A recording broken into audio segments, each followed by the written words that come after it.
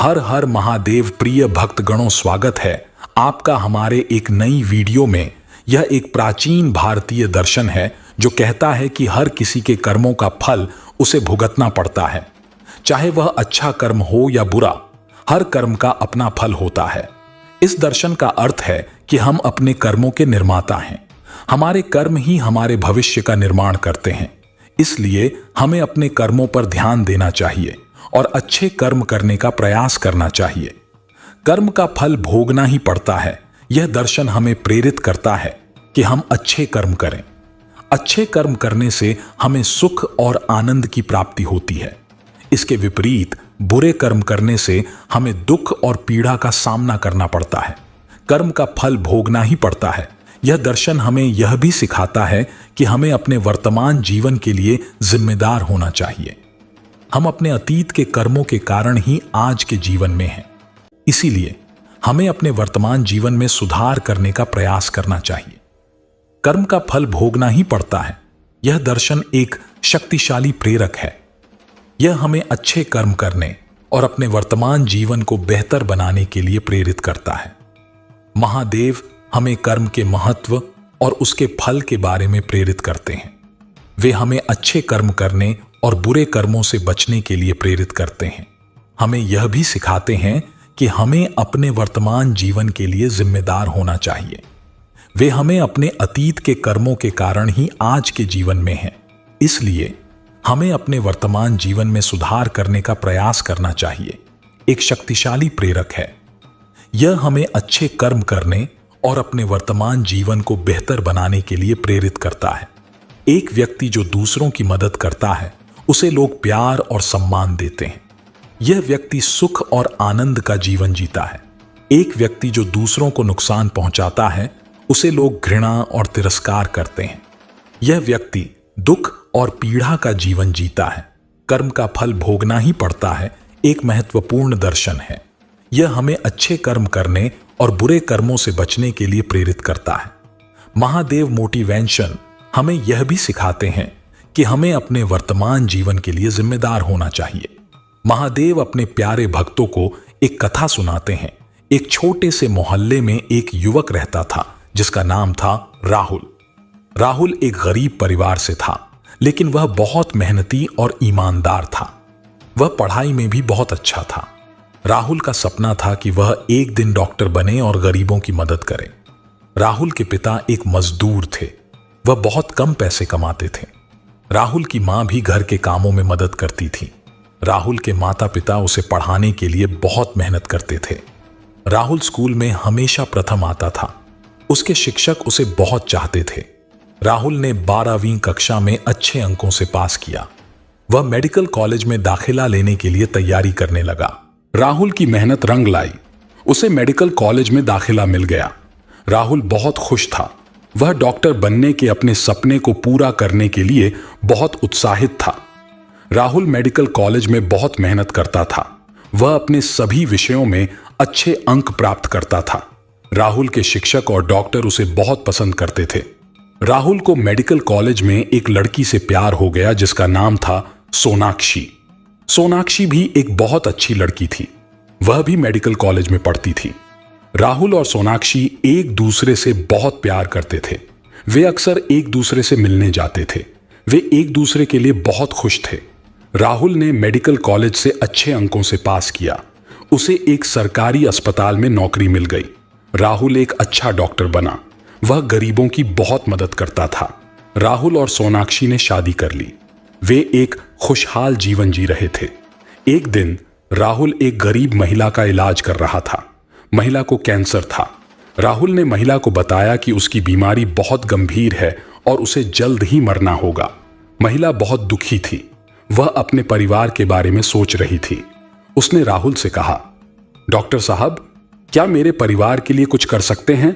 राहुल ने कहा, मैं तुम्हारे परिवार की मदद करने की पूरी कोशिश करूंगा। राहुल ने महिला के परिवार को आर्थिक सहायता दी। उसने उन्हें एक नया घर दिलवाया और उनके बच्चों की शिक्षा का भी प्रबंध किया।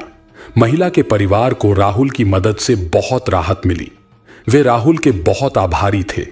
एक दिन राहुल को पता चला कि सोनाक्षी को कैंसर हो गया है। राहुल बहुत परेशान हो गया। वह सोनाक्षी का इलाज करने लगा। राहुल ने सोनाक्षी का बहुत इलाज किया, लेकिन सोनाक्षी की बीमारी ठीक नहीं हो पाई। सोनाक्षी की मृत्यु हो गई। राहुल सोनाक्षी की मृत्यु से बहुत दुखी हो गया। वह अपने जीवन का कोई मतलब नहीं समझ पा रहा था। वह डॉक्टरी छोड़ने का विचार करने लगा। एक दिन राहुल एक मंदिर में गया। उसने भगवान से प्रार्थना की, भगवान, मैं सोनाक्षी की मृत्यु से बहुत दुखी हूं। मैं अपने जीवन का कोई मतलब नहीं समझ पा रहा हूं। कृपया मुझे कुछ मार्गदर्शन दें। राहुल की प्रार्थना सुनकर भगवान ने उसे दर्शन दिए। भगवान ने कहा, राहुल, तुम एक अच्छे इंसान हो। तुमने गरीबों की बहुत मदद की है। तुमने सोनाक्षी के परिवार की भी मदद की है। तुम्हारे कर्मों का फल तुम्हें जरूर मिलेगा। राहुल को भगवान के दर्शन से बहुत शांति मिली। उसने फिर से डॉक्टरी शुरू करने का फैसला किया।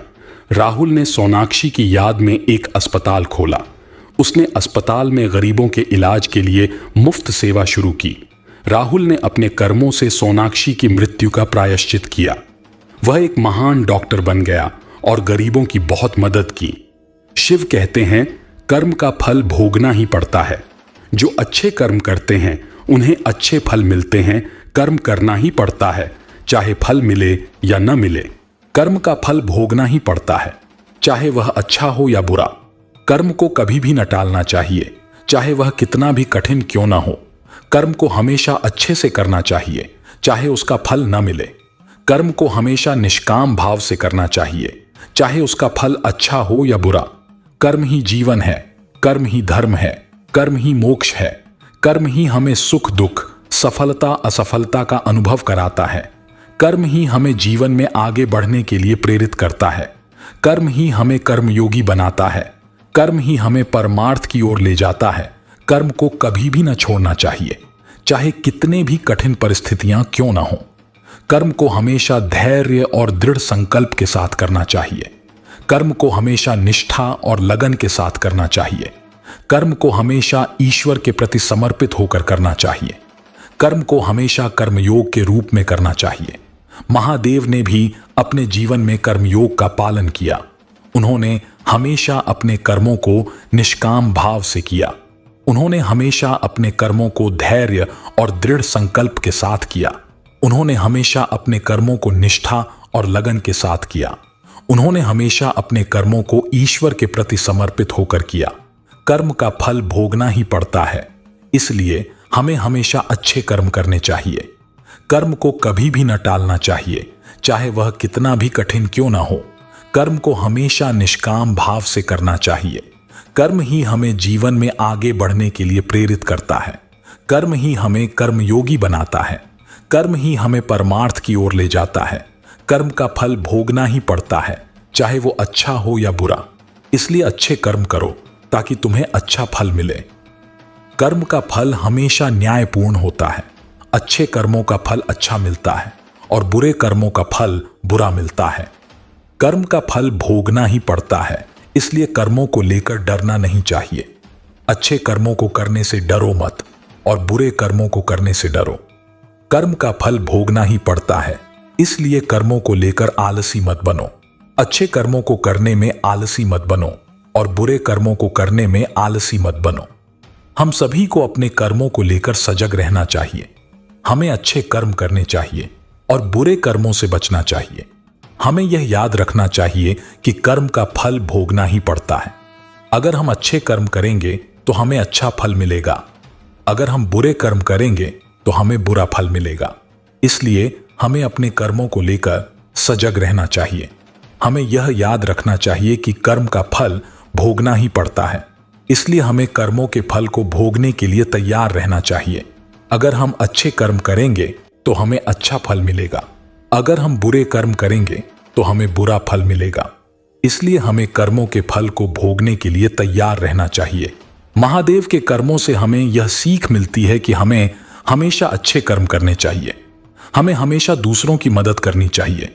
हमें हमेशा न्याय के पक्ष में खड़े होना चाहिए। तो भक्तों, आपको कैसा लगा हमारा ये वीडियो पसंद आए तो वीडियो को लाइक जरूर करें और आपने हमारे इस चैनल को अभी तक सब्सक्राइब नहीं किया तो चैनल को सब्सक्राइब जरूर करें और कमेंट में हर हर महादेव जरूर लिखें। हर हर महादेव।